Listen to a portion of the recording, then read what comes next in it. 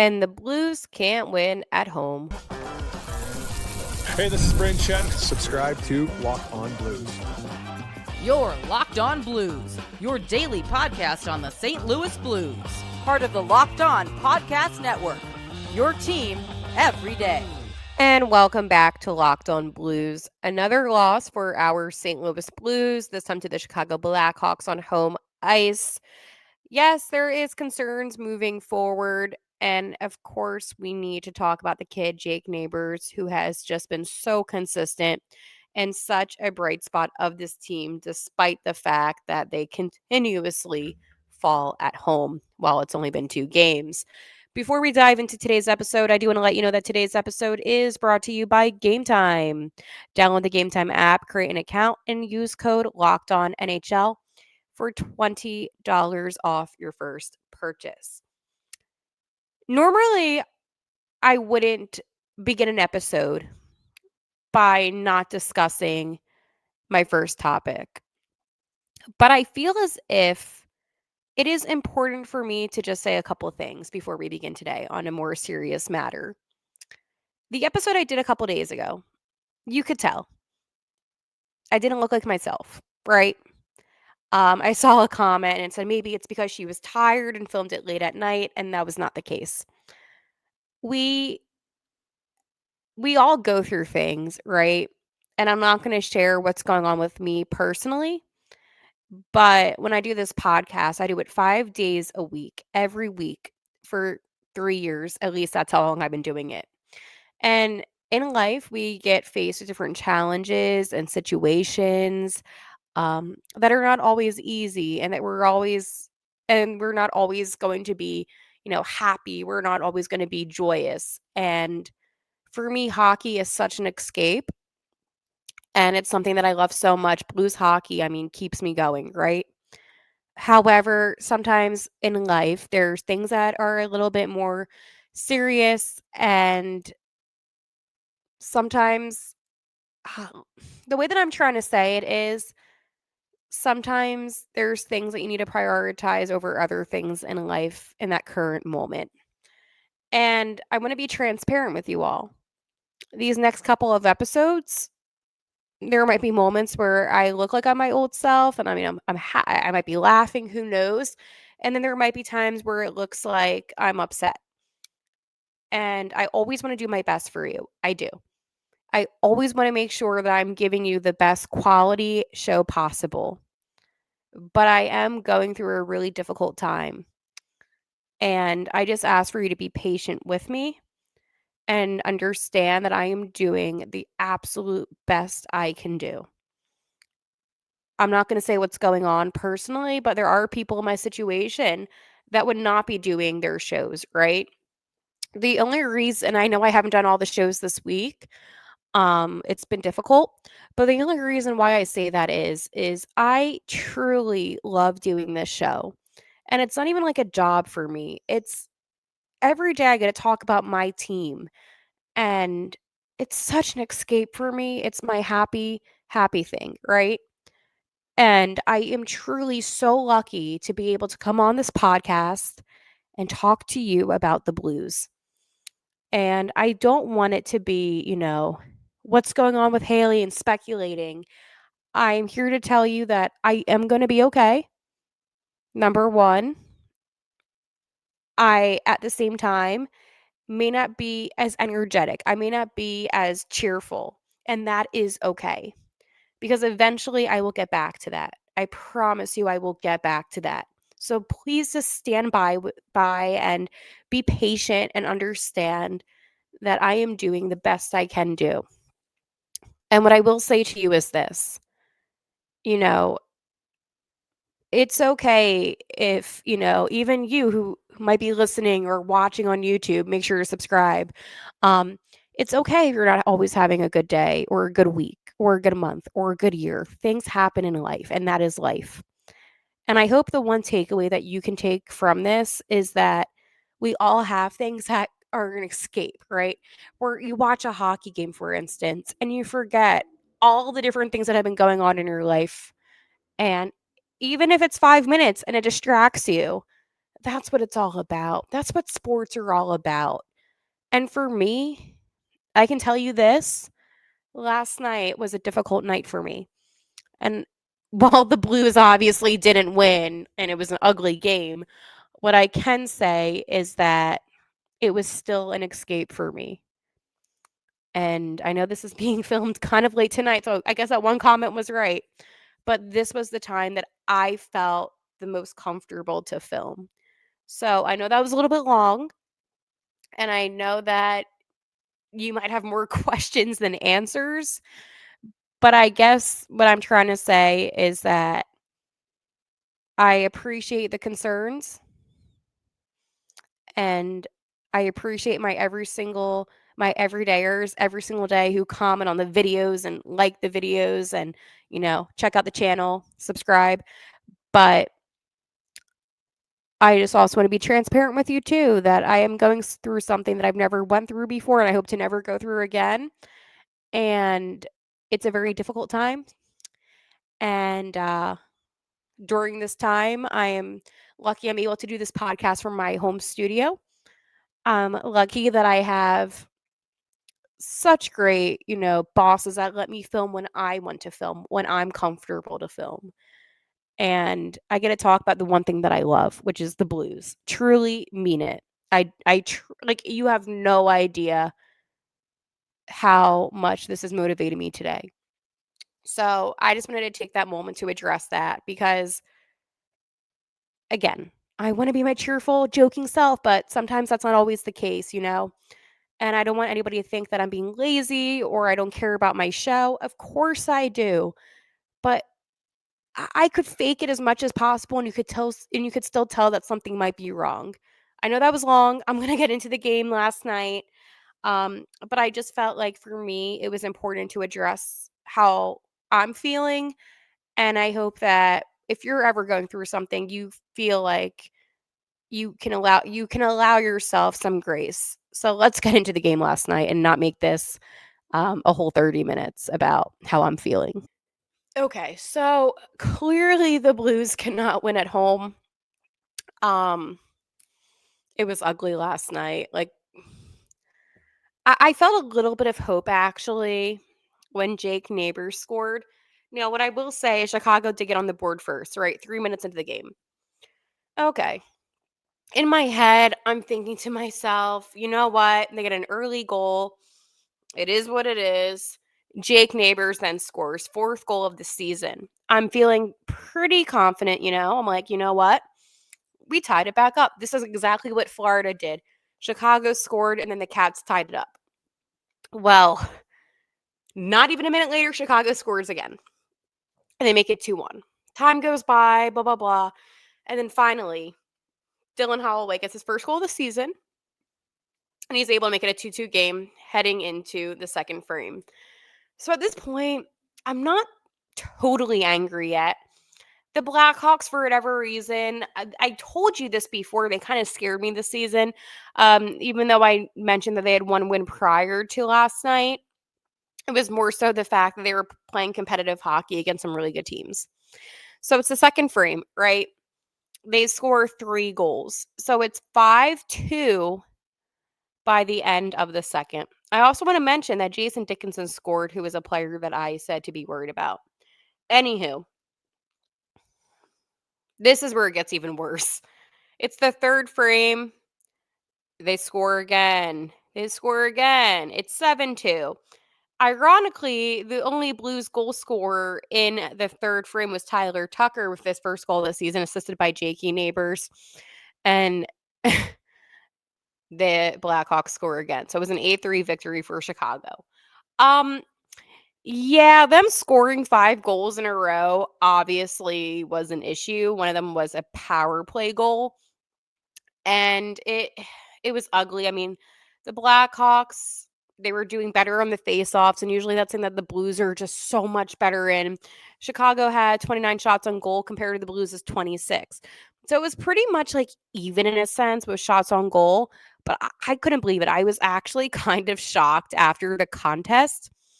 And Joel Hofer wasn't the game for most of it, and then Binnington went into the game as well. But I mean, you have Joel Hofer playing 47 minutes, right? And he had 22 shots, goals against, 7 went in, and then 15 he was able to save. I mean, that's like a 682 save percentage, which is not good. And then you have Binner, who had 7 goals, shots against, 1 went in, and 6 saves. So not so great. It was ugly. Philip Broberg was -3, Mailloux was -4. And Logan Mailloux is a really interesting player because I think the Blues management really thought this guy was something special. And I'm not here to dwell on him, but at the same time, I knew it was a mistake trading Zach Bolduc for Logan Mailloux. I said it when it happened, and people called me a hater. People came at me. Like, that was a legit thing when the trade went down. People were like, "Oh my gosh, you don't know his potential, blah blah blah blah blah blah." But I knew Zach Bolduc's potential, and he's absolutely killing it. I'm pulling up his stats right now because I'm pretty sure to see his statistics at the moment, because I am pretty sure that, well, obviously the Canadians won this trade. Like, I don't need to be like making a bold prediction about this. Obviously the Habs won. Like, there is no doubt about it. And you know what? The Canadian fans, they deserve to brag. Like, good for them because at the end of the day, you got a really excellent player within Zach Bolduc, and I am so, so mad about it. Like, you don't understand how infuriated I am about this trade as a whole. Like, I thought that was one of the dumbest decisions I have ever seen. I think the NHL website is down at the moment, so I just put up ESPN instead, which it's helpful. But let's go see. Unbelievable. In 5 games played, 3 goals, 1 assist, and 4 points total. Pretty damn good. Pretty damn good. And Logan Mailloux, I mean, he is not that good on defense. Okay? And I hate to say it, but I know when we saw him with the Canadians last year play those handful of games, he didn't look good. People thought, give him some time, you never know, blah, blah, blah, blah, blah, blah. Okay, well, it's not working out at all. And then my question is, if you're the Blues, how do you address this for the rest of this season? Because in my personal opinion, I don't think he's worthy of being on the team. And you have options with defense, right? You have options with different guys. You could always play Matthew Kessel. You could always call up somebody in Springfield. Like, you have options. But here's the problem with the options. If you call up somebody or you play Kessel, you name it, then you're just basically saying, yeah, we made a really bad trade and we got rid of a player that could have been a star on this team. And that's essentially how I'm looking at this. There's no upside, there's no positive at all. Also, Robert Thomas had 1 shot on goal last night. Like, you can't do that. It just was so bad. I'm like, there was really no positives about last night's game at all. It was ugly. So that was my rant about that. I know, a bit of a longer segment. I know, my bad. We're gonna get into FanDuel and talk to you about my friends at FanDuel. The NFL season is here, and FanDuel has an offer you don't want to miss. Right now, new customers can bet just $5 and get $300 in bonus bets if you win. That's right. Pick a bet, put down $5, and if it hits, you'll unlock $300 in bonus bets to use across the app. I personally love same game parlays. I love being able to combine different bets to create a parlay that's going to win me some bigger money than just a singular bet. So if you're somebody like me and you're a big football fan and you like the same game parlay, maybe we can work on one for this weekend. So what are you waiting for? Visit FanDuel.com to download the FanDuel app today and get started. One of my biggest concerns about the Blues this season is them playing at home. I mean, as silly as this sounds, I genuinely believe that playing at home for them is such a disadvantage. I look at the Minnesota Wild game, and that was a 5-0 loss. I look at the Blackhawks, an 8-3 loss. And then you're hosting a big slate of games.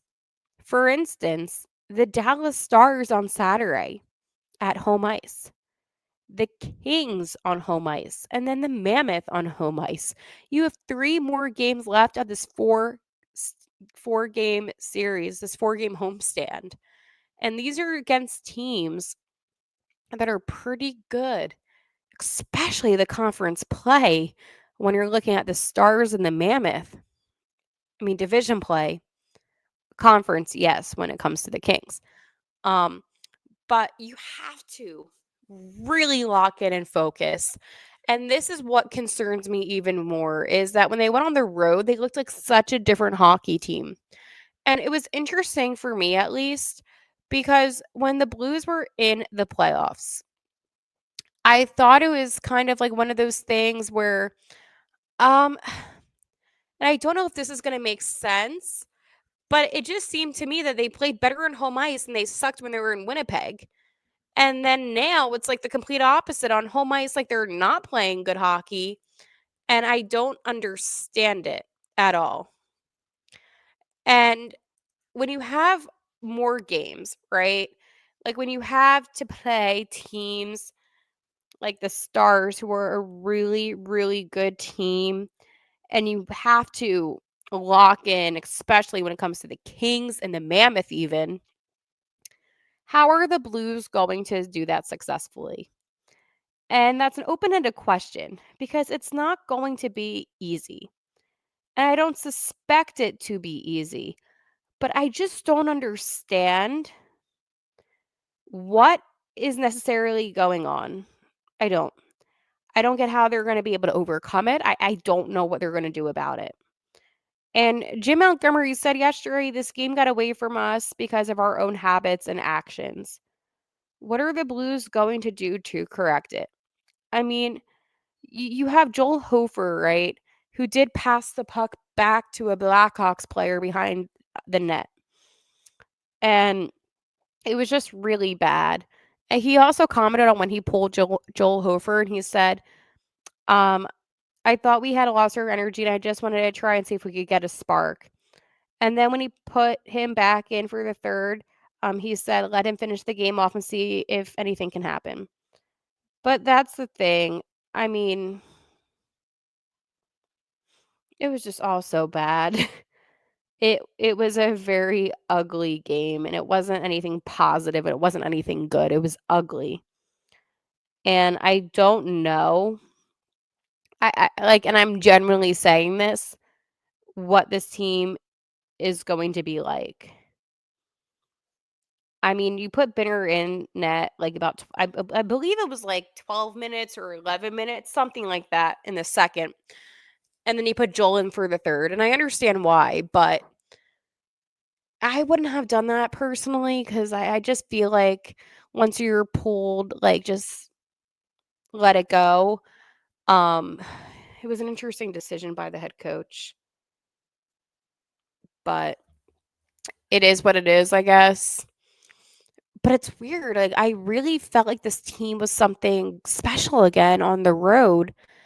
And now I'm kind of questioning the identity of the Blues and what they're truly about. And I think that it's more confusing than anything, especially after how they played on the road against Calgary and Vancouver. And now you come home and you play a team like the Blackhawks and you're still struggling. It doesn't make any sense. I don't understand it. But I also do want to peek over really fast at the Central Division. I know it's so early, Haley. Why are we doing this? Blah, blah, blah, blah, blah, blah. But it's not because these standings are set in stone. It's just I'm giving you a picture of what's going on right now after 5 or 4 games. In the Stars' case, 3 games. The Avalanche, they still have 9 points, the highest amount of points in the Central. With the 4 wins and the 1 loss, as I stated, the Stars only played 3 games, so it's just the 6 points. But then you have the Predators, the Blackhawks, right? Preds have 6, Blackhawks have 5, the Jets have 6. And then you have the Blues with 4 points, the Mammoth, and then Wild. The Wild being in last place does make me feel a little bit better, all things considering. Like, a lot better.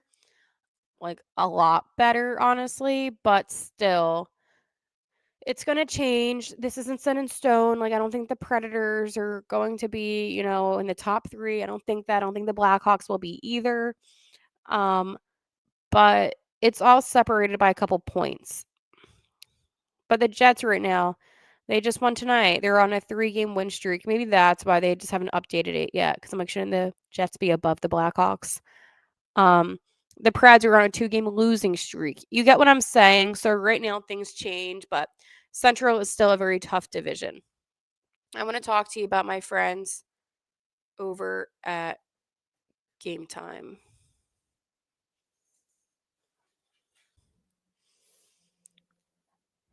Having a cat who jumps on your computer and then takes away your banner is always a good time. But hockey season is officially here, and nothing beats being in the arena for those opening games. But let's be real, getting tickets can be a total headache. Between waiting in queues, surprise fees, and prices that jump right before checkout, it's easy to get frustrated when all you want to do is cheer on your team. That's where Gametime comes in, the app that gives fans the advantage. It's your ultimate life hack for scoring amazing NHL tickets fast, easy, and stress free. I love Game Times because I like watching hockey without the fees, and life is expensive, and it's very expensive actually. And sports are the one thing that have just been increasing in price. But luckily with Game Time, I don't feel that way at all because you can find tickets for under $25, which in this day and age is pretty rare. So that's why I like the Game Time app personally. Take the guesswork out of buying NHL tickets with Game Time. Download the Game Time app, create an account, and use code Locked On NHL for $20 off your first purchase. Terms apply. That's code Locked On NHL for $20 off. Swipe, tap, ticket, go. The biggest highlight has been Jake Neighbors, and I'm calling him Jake the Make, just because he's been making me feel so much better about him and the Blues. The one thing about Jake Neighbors is that last year he kind of blended in a little bit too much, and I felt like that kind of did him wrong. Not because he wasn't a good player, but just for the sense that he didn't stand out. Jake is one of those players that has so much ability and agility, and he's so dominant on the ice. And that gets lost in translation sometimes, especially when you have guys like Robert Thomas and Jordan Kyrou and Dylan Holloway who are just playing a different type of game. But I mean, it is so crazy. I mean, the most goals, this is from STL Blues Muse, and I'm gonna use this on the because I'm gonna quote, like, obviously I'm giving the credit. So it's Blues Muse. I gave you the app. Always give credit to my sources. This is an interesting stat. And it says most goals scored in the first 4 games of a season by a Blue 23 years and younger with 7 goals. And again, crazy was Brian Sutter with the 78-79 season. Jake Neighbors with his 4 goals. And then Jaden Schwartz. I miss Jaden Schwartz. He's also tied for the 3rd most goals in the NHL. So that does make me really happy that we have Jake because it's it's ugly. Like, it's so, so, so ugly. Like, it's I just can't get over how bad Joel Hofer looked. Logan Mailloux is a bust. Like, Philip Broberg didn't even look good. The whole team looked bad, but Jake Neighbors, though, looks good. And that's like my one takeaway, at least, is that you have at least Jake Neighbors that is playing well, actually really good. But if the whole team played like Jake Neighbors, they wouldn't be in this situation. And I can't stop thinking about Logan Mailloux. I can't. He's just so bad. And I don't know if it's fixable. Like, and the best way I can describe it is I was watching the game last night, right? Obviously. And when I was watching the game, I just could not believe what he was doing. I was in shock. Like, it didn't even look like he was playing defense. Um, he's -7. He's not good. There's people that are, you have to be patient, blah blah blah. Okay, well, he's not good. What do you mean? Like, why do I need to be patient? Like, Zach Balduke, and again, I know, oh my God, you're just repeating yourself. But I have been saying this since the trade.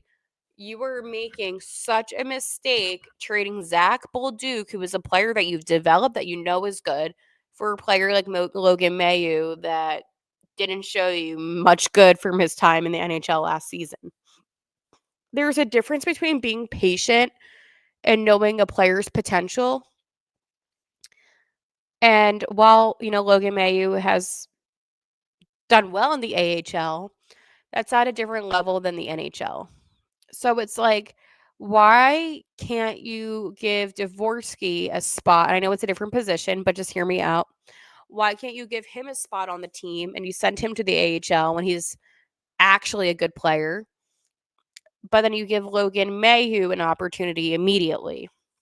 Now, what I will argue, and just follow along with me, is that you had Dvorsky as an all-star. At one point, Mailloux was an all-star, right, in the AHL. This is all AHL. So you have a guy in your own AHL system, right, in your own team, franchise system with Dvorsky that's been excellent, but yet you set him down again. And with Logan Mailloux, you give him an opportunity. He's clearly blowing it. And listen, if you're a Canadiens fan, like, you have the opportunity to say we won the trade because you obviously did. I'm not going to sit here and say, oh, it's still early in the season. I don't see much potential with him. I get, be patient, whatever. And I hope that he surprises me because at this point, I guess I will be surprised if he does anything good, to be honest. Like, yeah, it will be surprising, but congrats, Montreal. You did it. You won the trade. I miss Zach Balduke, and I will stand on that. Before I close out today's episode, I do want to say again, I know the beginning of the episode was not like a normal episode of this podcast.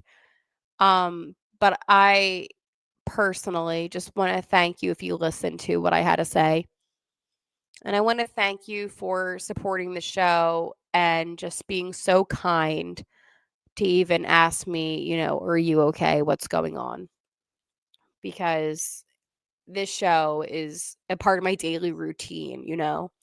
So even though my routine's very shooken up right now and things are not, let's just go say, in the norm for me at the moment, doing this podcast for this past half an hour has been the most normal thing that's come out of my week. And you have no idea how much that means to me. Like, you really have no idea. So I will do my best to film tomorrow.